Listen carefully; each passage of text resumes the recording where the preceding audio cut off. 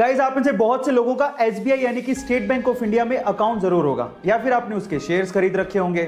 लेकिन क्या आप लोग इस बैंक की हिस्ट्री जानते हैं कि यह बैंक कितना पुराना है? चलिए मैं आपको बताता हूं। 1806 में इस बैंक को बैंक ऑफ कोलकाता के नाम से खोला गया था। बाद में इसका नाम बदलकर बैंक ऑफ बंगाल कर दिया। फिर bank of Bengal, bank of Bombay और बैंक ऑफ मद्रास, इन तीनों को मर्ज करके इसका नाम रख दिया गया इंपीरियल बैंक ऑफ इंडिया। और आजादी के बाद 30 अप्रैल 1955 को इंपीरियल बैंक ऑफ इंडिया का नाम बदल के स्टेट बैंक ऑफ इंडिया कर दिया गया।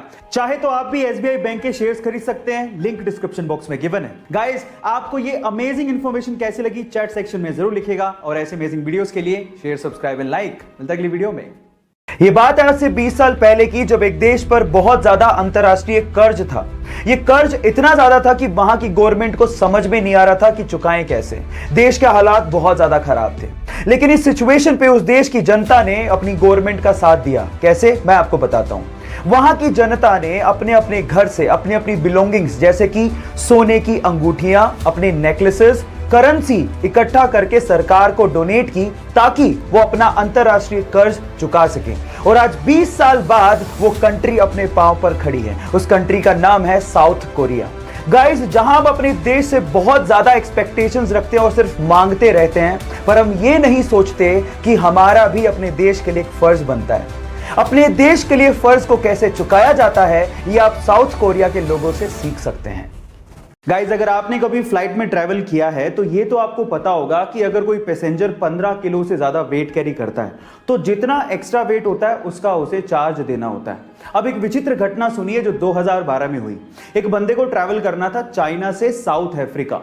टोटल ट्रैवल टाइम था 11.5 घंटे। याद रखिएगा, 11.5 घंटे। अब उस बंदे ने क्या किया, सिर्फ एक्स्ट्रा चार्ज को बचाने के लिए एक के ऊपर एक टोटल 60 शर्ट और एक के ऊपर एक टोटल 9 जींस पहन ली, वो भी 11.5 घंटे के लिए। और वो भी सिर्फ इस वजह से ताकि एक्स्ट्रा चार्ज ना लग जाए। Oh my God. गाइस, इस विचित्र घटना को सुन के आपको कैसा लगा? और अगर मजा आया तो लोगों के साथ इसे शेयर जरूर करिएगा। गाइस, कैरेट यानी कि गाजर बहुत लोगों को बहुत अच्छी लगती है और सर्दियों में तो गाजर आती भी बहुत है और इसी वजह से लोग सर्दियों में इसे बड़े चाव से खाते हैं। और अगर आप भी उनमें से एक हैं तो एक इंटरेस्टिंग फैक्ट आपके लिए है, जरा ध्यान से सुनिएगा। एक रिसर्च के अनुसार यह पता लगा है कि आप रोज 3 गाजर कुछ हफ्तों के लिए लगातार अगर खाएं तो आपकी स्किन देखने पर ऑरेंज कलर की हो जाएगी।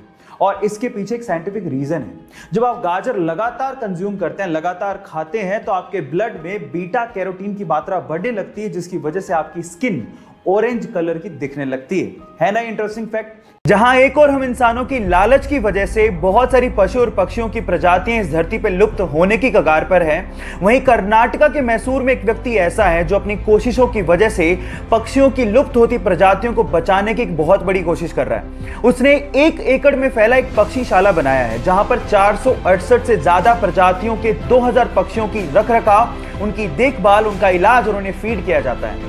यहां पर जाने वाले लोगों का कहना है कि धरती पर किसी स्वर्ग से कम नहीं है। पूरे विश्व में इतनी बड़ी पक्षीशाला कहीं भी नहीं है, इसीलिए इसे Guinness book of world record का नाम भी दिया गया है। गाइस, पक्षी उस व्यक्ति को प्यार से अप्पा जी के नाम से बुलाते हैं। उनका असली नाम श्री गणपति सच्चिदानंद स्वामी है। हमें इस धरती को बचाने के लिए ऐसे इंसानों की सख्त जरूरत है। आपको क्या लगता है? चैट सेक्शन में लिखना मत भूलिएगा। गाइस, मान लीजिए कि आपको विदेश से, स्पेशली अमेरिका से जॉब का ऑफर आए तो आप क्या करेंगे? और अगर ये ऑफर नासा से हो तो? और अगर अमेरिका का राष्ट्रपति खुद आपको फोन करके जॉब का ऑफर दे तो शायद आप मना ही नहीं कर पाएंगे।